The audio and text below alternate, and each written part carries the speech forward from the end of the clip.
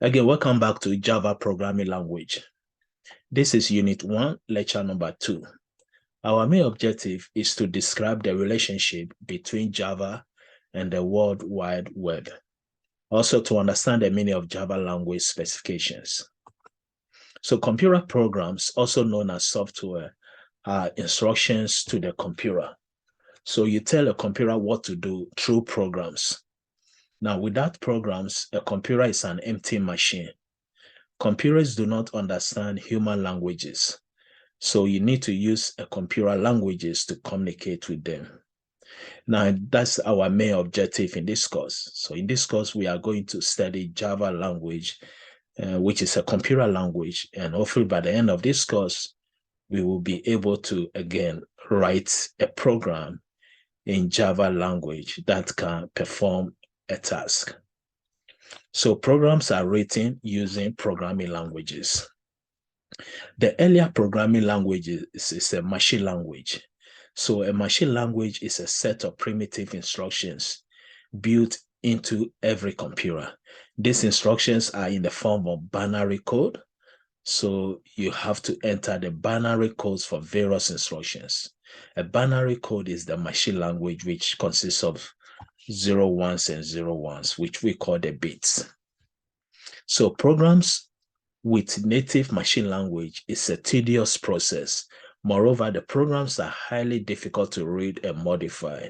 So for example, to add two numbers, you might write an instruction in binary like the following, 1001, etc.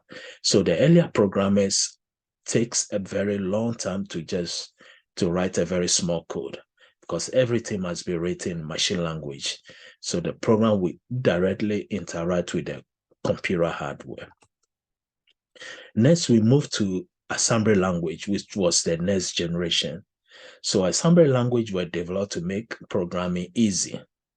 Since the computer cannot understand assembly language, then we need to develop a program that can translate the assembly language to machine language so that, again, the computer can understand. So a program called assembler is used to convert assembly language programs into machine code. For example, to add two numbers, you might write an instruction in assembly code that looks like this. Then later we need to use an assembler to, again, convert it to a machine language so that the computer, again, can understand it. The next is the higher level language. This is our present generation. So in higher level language, most programming languages, for example, Java, is written in a form of English language. So higher level language are English-like and easier to learn and program. So for example, the following is a high level language statement that compute the area of a circle with a radius 5.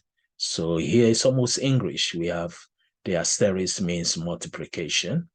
So 5 times 5 times 3.1415 to find the area. So the area will be a variable.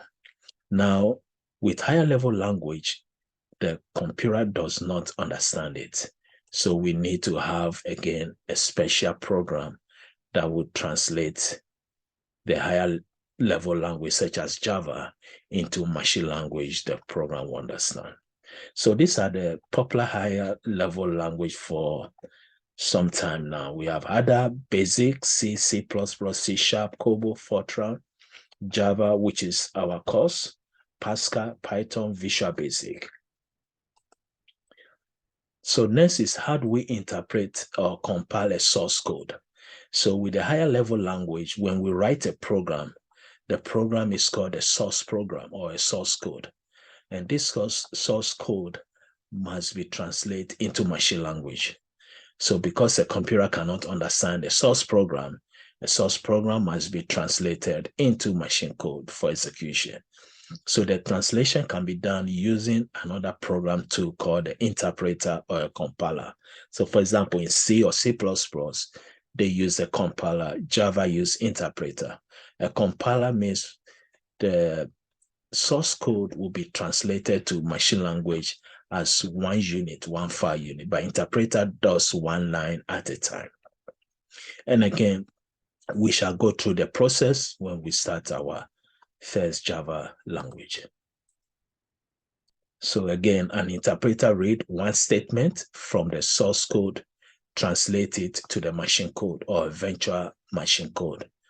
We have what we call a Java virtual machine, and it will then execute it right away, as shown in the following diagram.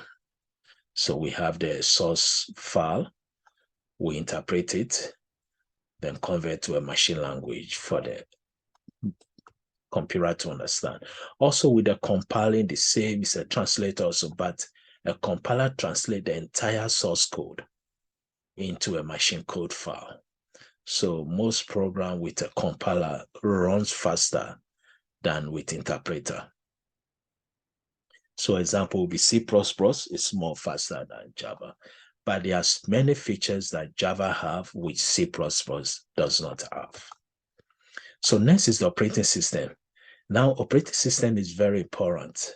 It's a system software that normally manages and controls the computer activities.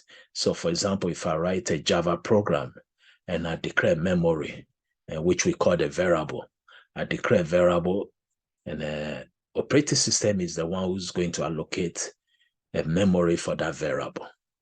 So most of the administrative work is done by the operating system. Now, in the earlier stages, most computers does not have an operating system. That's why a programmer must write the code in machine language.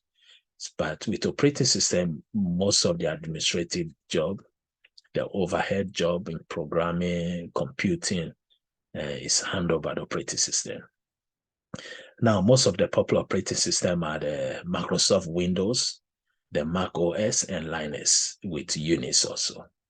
So application programs such as web browser or word processor cannot run unless an operating system is installed and is running on the computer. The same thing if I want to develop a Java program, operating system must be installed in the computer before I can use it. So that will be the conclusion of these lectures, and hope to see you in the next lectures. Thank you.